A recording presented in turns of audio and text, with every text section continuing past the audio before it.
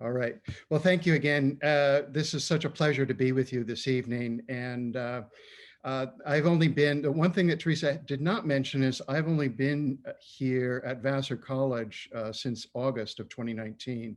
So I'm still getting to know the region, but I am so fortunate to live just alongside the Walkway, which you can see here prominently featured.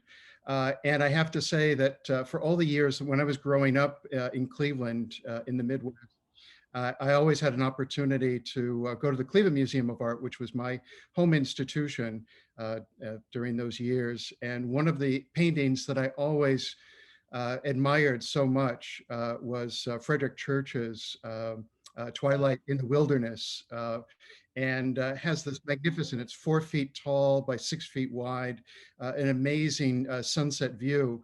And although we had some pretty great sunsets over the Lake Erie, I always just I always just found it fascinating how an artist would look at the atmosphere, the light, the color, which seemed just almost surreal. And so what I wanted to capture here in this photograph, looking at both the Walkway and the Hudson, is what I'm able now to experience firsthand pretty much every day. And so it's as I said, so rewarding for me to get a chance to begin to explore the area. Of course, it's been particularly challenging the last 14 months. Nobody ever had anticipated when I started this position that soon after, probably about 6 to 8 months into my tenure, that we'd be shutting down the campus.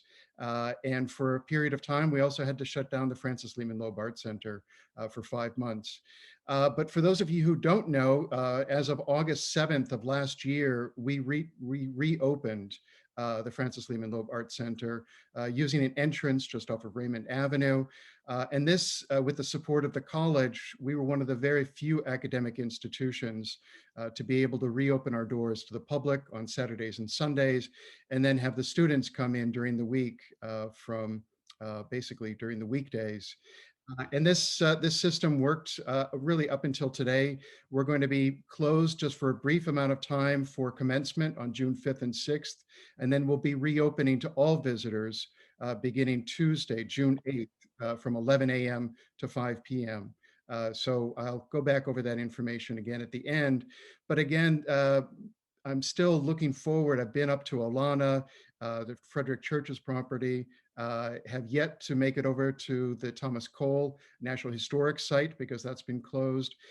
And so many of the state parks and other areas have yet to be able to get out and see for myself. So I'm really looking forward to that. And so this evening, what I'd like to do is really just draw your attention. And for some of you, this may be something that you're already quite familiar with, is really the founding of Vassar College, going back to 1861. By the time it opened its doors in 1865, already had an art gallery. This is unique to any higher education institution in America, to have the arts and the visual arts already at the core. And here I'm highlighting in this map of the main building, which I'm sure many of you are familiar with, just at the end of Main Drive. And on the top floor, you can see this interior view from the 1860s, and you can see the dome lighting that existed up at the top part of the building. And there was already a collection there of about 3,700 prints, drawings, watercolors, even 12 photographs, believe it or not, daguerreotypes. And there was also this very prominent portrait of Matthew Vassar here, and looking by Charles Elliott from 1861. And so you can see just on the oblique angle here and highlighting this large, pretty much life-size portrait of Matthew Vassar. And to think that for him, for the trustees, especially with the influence of Reverend Elias Magoon, an early trustee during this period of time, to think about the visual arts as being so important to the education of young women, for to really to this day, up until it went co-ed in 1969 and continues on to this point. So at this point, we're a collection of 22,000 objects, and I'll talk a little bit more about that in just a moment. But it really all started here with Matthew Vassar's vision, along with Reverend Elias Magoon, to purchase this collection of his, Magoon's collection, which comprised, as I mentioned, about 3,700 works on paper and over 300 American paintings, the core of which really was grounded in the so-called Hudson River School of American Painting. And I'll be showing those to you in just a moment. But to think that contemporary art, because that's what it was at the time, 1865, these works by so many luminaries that we look back to now, of Asher B. Durand, Frederic Church, Thomas Cole himself, Jasper Cropsey, and so many others, Albert Bierstadt, all of them already were forming the collection that was available to students and other visitors on campus from the time it opened its doors in 1865. And that educational mission and the opportunity for the study and appreciation through direct engagement with original works of art has been at the heart of the Vassar College's mission and remains so today. And I'll be talking a little bit more about how that educational mission has evolved to incorporate much more engagement, outreach to the community at large. So here, I just want to show, these are some of the magnificent watercolors that were a part of Magoon's collection, acquired by Matthew Vassar in 1864. And here, in just these three examples from the 19th century, whether it's J.M.W. Turner, here from the Rhine in Germany, looking at John Ruskin and the Bay of Naples, with this magnificent structure up at the top of the precipice of the cliff here, with Mount Vesuvius in the background, or the American William Trust Richards going to England himself and capturing the magnificence of this scene along the English coast near Devon. These give you an example of what so many of the traditional artists were looking at during this period of time. And it doesn't just, it happens that they're all scenes of water and mountains, and all of them also featuring different human elements. And so this is something that was at the heart of so much of the European tradition of art for centuries by this point, that really had been captured in these instances by Turner, by Ruskin, and by Richards here. And really the opportunity for them to bring together these natural elements and human elements that reflect the rich historical traditions of Europe. And that's what so many people up to this point of time had looked toward.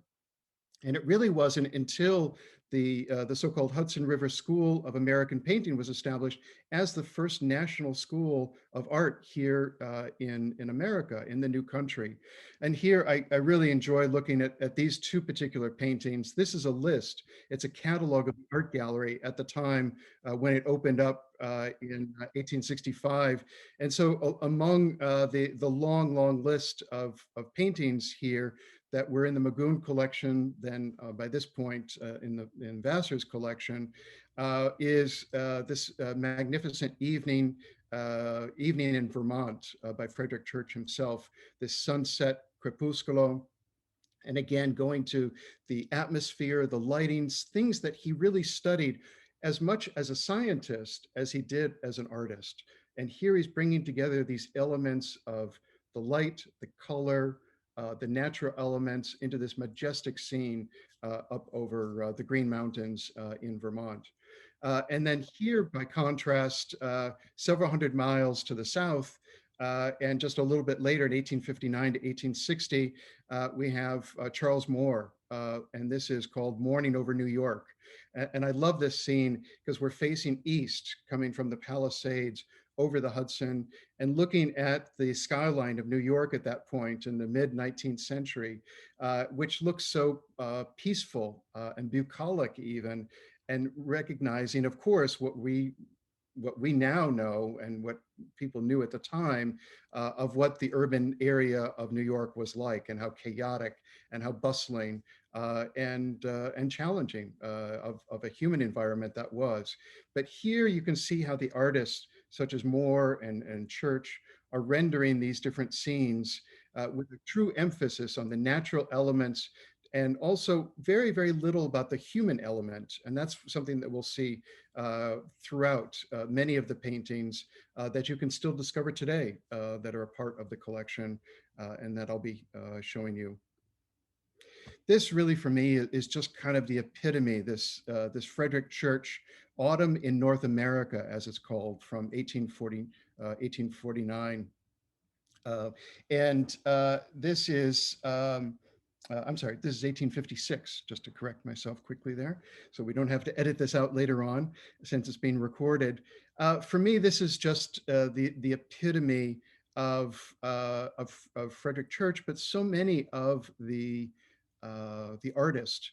And what I had talked about before with Turner, with Ruskin and Richards, this relationship between place and history. And here, of course, we don't have the obvious elements, even in the title of Autumn in North America, as if the Northeast really represents all of North America. And especially during the fall foliage season, which is something that this area, this region, still to this day is renowned for.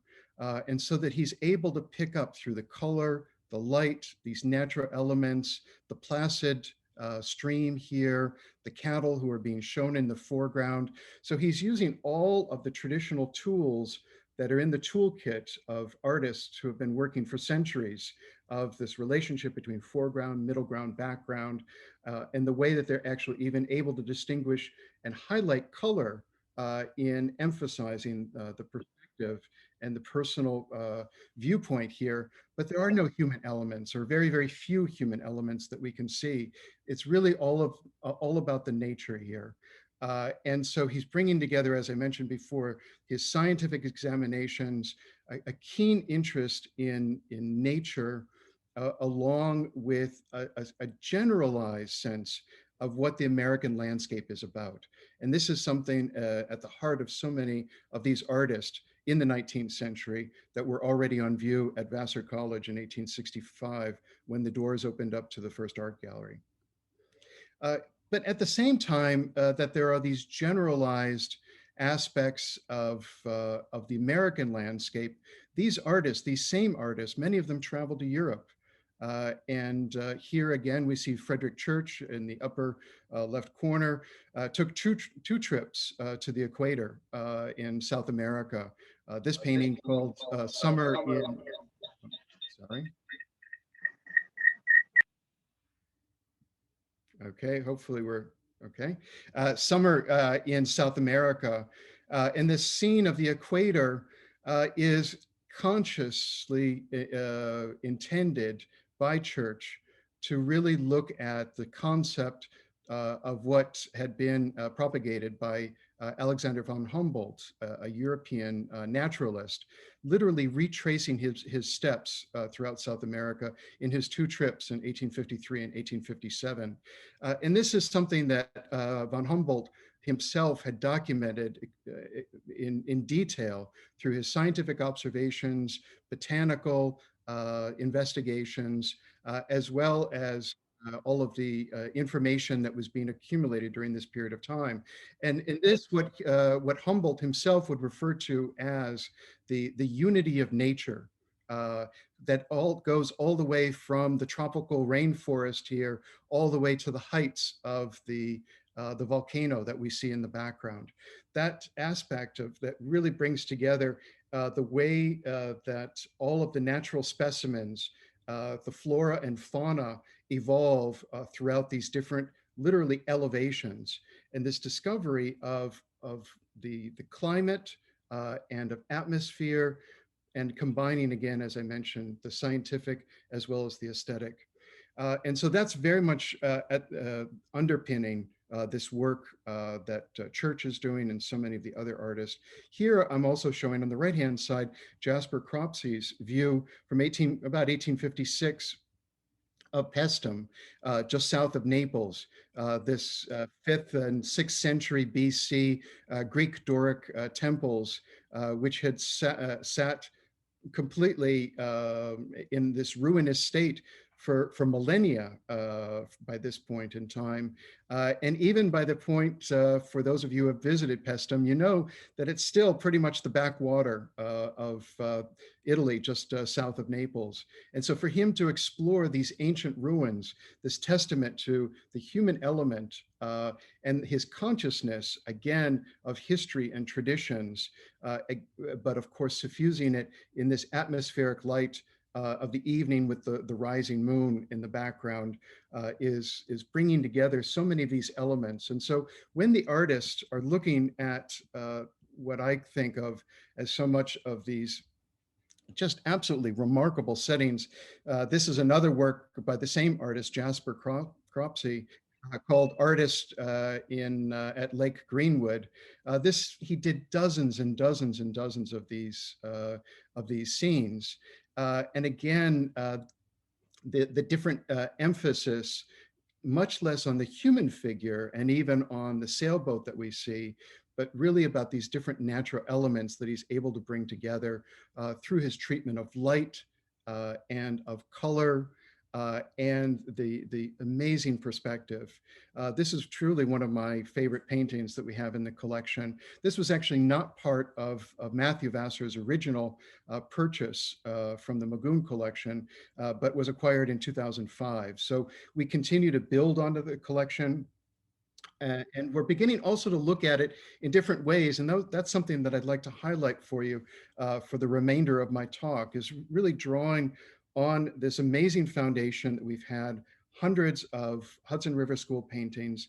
We've continued to accumulate the scholarship and different perspectives about the educational value, the moral perspective, of these works of art as they were seen in the 19th century, but also as we continue to look at them from different intellectual and drawing even on our community relationship in understanding not just what we're seeing, but the various narratives here that are quite evident in the Hudson River, and sometimes provocative, sometimes conflicting aspects of these very bucolic and placid scenes as they appear firsthand.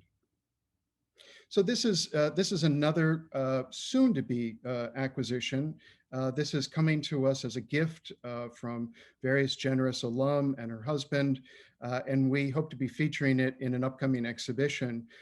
This is one of the earliest series of views of the Hudson River that goes all the way from the Adirondacks 200 miles down in the 1820s, 1821 to 1825, all the way down to New York City. This is a view just around Hudson, actually not too far from Olana, Mount Marino, for those of you who may know the geography in that area, looking over towards the Catskills in the background. And this was really part of a keen interest in the documentary aspect. It wasn't so much the aesthetic that I was referring to before, that real keen interest in both the generalized elements as well as the relationship to place and to history. But this is much more what we would call a topographical view, in trying to be as accurate as possible, but also with certain characteristics that would help people to understand as they're traveling down the Hudson River. It's really one of my own goals to be able to retrace all 20 views of these. This is coming to us as a bound album. It's the last in private hands. So we're particularly pleased that we're going to be able to add this to the collection and incorporate this into some of the later views by Cole, Church, Cropsey, Moore, and other artists that we have in the galleries. So this is another aspect that I'm actually working with a student this term, and really looking at how the Hudson River School artists themselves looked at the Native American history. They were well aware, Magoon himself talked about early petroglyphs and early Native American artifacts that had been discovered in some parts of the West and the Midwest by this time. And so many of the artists interested in, of course, in retracing some aspects that they could then incorporate into their own paintings. And these are two drawings by Sanford Gifford, who was keenly interested in the Native American past, traveled to Nova Scotia in the summer of 1859. And these sketches, which we have in our collection and a student is working on right now, and what we noticed also is even in the way that he is able to make these annotations, almost ethnographic annotations, when he's visiting the Mi'kmaq in Nova Scotia, a very vibrant First Nation community still today. And here he is in 1859 and looking at what he's referring to in his notes as a wigwam. And at the same moment, he's also on another page in this same sketchbook is looking at this birch bark canoe.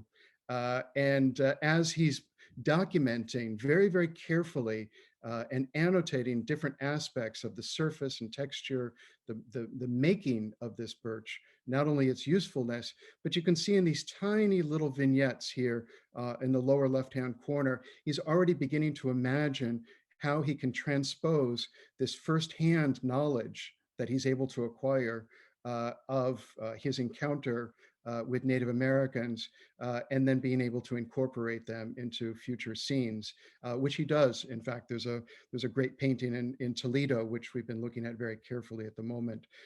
So this aspect is something that we're working closely with a number of scholars at Vassar College, and also in conversation with the Stockbridge Munsee, the Delaware Nation, to reconnect with the Native American history, which of course was so important to the foundation in the area that we now stand on.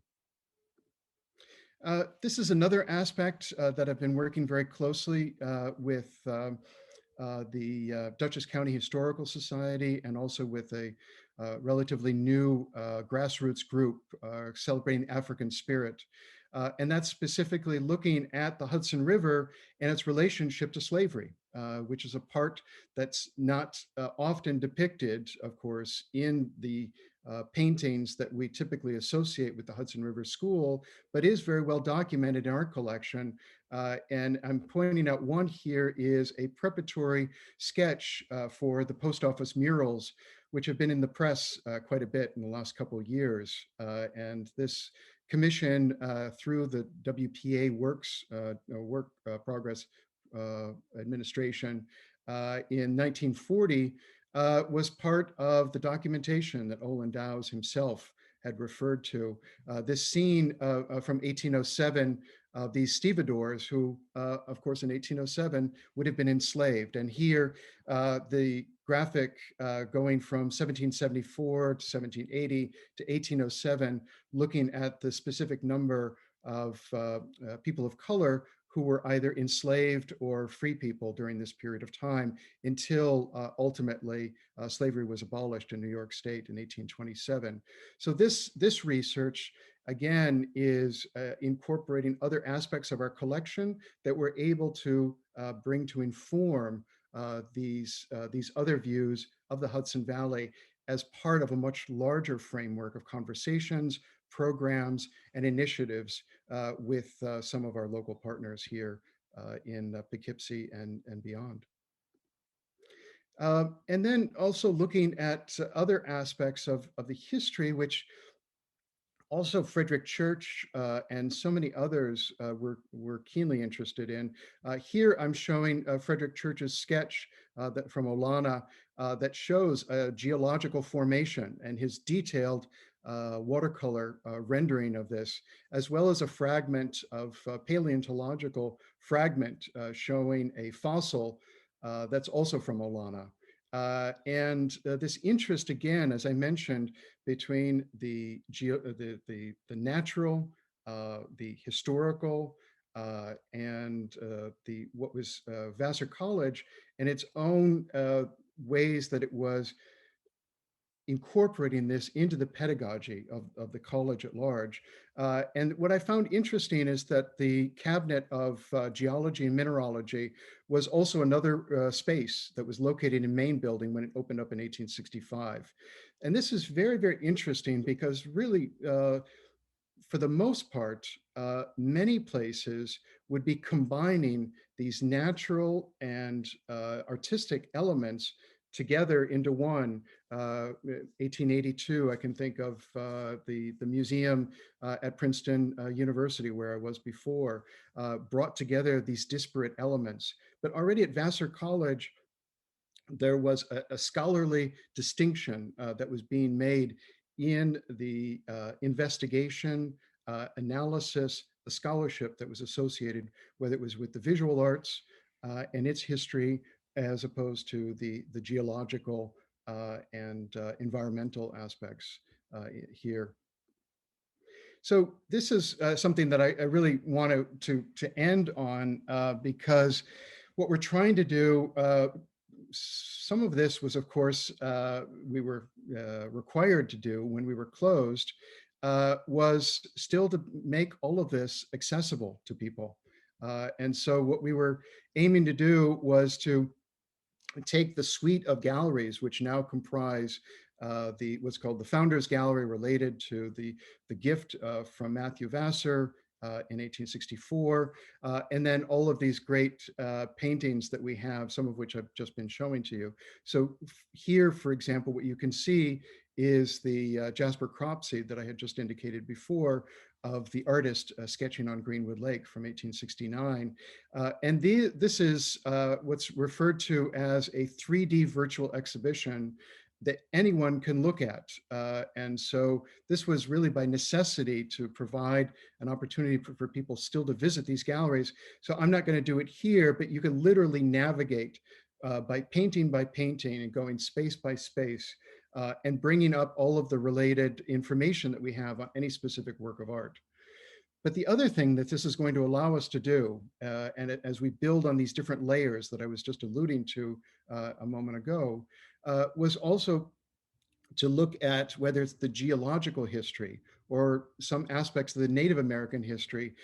And so the way that we're envisioning this is that they're almost different channels. There's so much information that these paintings contain, whether it's the artist sketching at Greenwood Lake, and his own relationship to his property that he owned there called Aladdin, very similar to Alana that Frederic Church had up near Hudson. And then, of course, looking at it from just the natural elements, again, looking at them from the historical elements, sociological elements.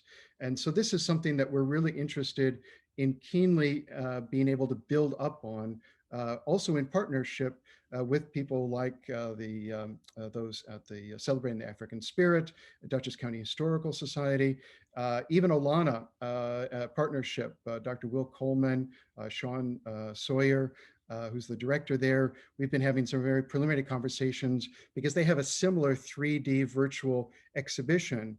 So what would it be like if a visitor were able to look at Alana, to look at a preparatory painting that we have for the equatorial scene that shows the tropical forest with the volcano, and then the large scale finished work that is on display there. So that type of combining and collaborating with some of our regional partners is something that we're keenly interested in doing and developing, and really to expanding opportunities that this collection continues to offer us. And perhaps some of that we might be able to come back to in some of the questions that may come up. And then finally here, another project that we've been working on this last year while we've been closed to the public, as far as the grounds. As I said, the Francis Lehman Loeb Art Center has remained open to everyone coming in on Saturdays and Sundays, including today up until just about a couple hours ago. So this is a map of the campus art at Vassar College. And we specifically have chosen objects that are on public grounds or in buildings that can be visited. And these extend all the way, some of you may be quite familiar with the stained glass windows by Tiffany and John Lafarge that are in the chapel here, shown with my cursor here at the bottom, or the contemporary art benches, the 20 benches by Jenny Holzer from 2006 that were commissioned. So this is going to be made available online. I'd be happy to share this also with the Walkway, and if there's an interest in posting it on your website as well, because again, it's a resource to help people to understand that what the study and the appreciation of original works of art doesn't just happen within the walls of the Francis Lehman Loeb Art Center, but it extends to the campus. And eventually, we want it to be expanding to Poughkeepsie itself and to some of our other regional partners. And that has already happened. As many of you may know, we had a program November 19th that was in conjunction with the Dutchess County Historical Society and also with Celebrating the African Spirit, which was on monuments and markers and history, in which we invited Vinnie Bagwell, the artist who did that magnificent Sojourner Truth sculpture that's at the end of the walkway that had just been unveiled, what was it, August of last year. We will also have another installation by Vinnie Bagwell, small installation this summer. So more details about that and some of our other programs. And again, I want to leave time for questions that you may have. So you can go directly to our website, which is in the midst of a long overdue overhaul. But that's FLLAC for Francis Lehman Loeb Art Center.vassar.edu. As I mentioned, we're going to be closed June 5th and 6th for commencement. It's the last opportunity the students have, graduating seniors, especially compared to those last year who were not able to have commencement. That's the last opportunity for them to be together. So then we will reopen for the entire summer, beginning Tuesday, June 8th, and every day, 6 days a week, with the exception of Monday, will be open from 11 a.m. to 5 p.m. So we welcome all of you. We're free. All of our programs are free. Admission, there's no admission, so open to everyone. And with that, I'm going to stop sharing my screen.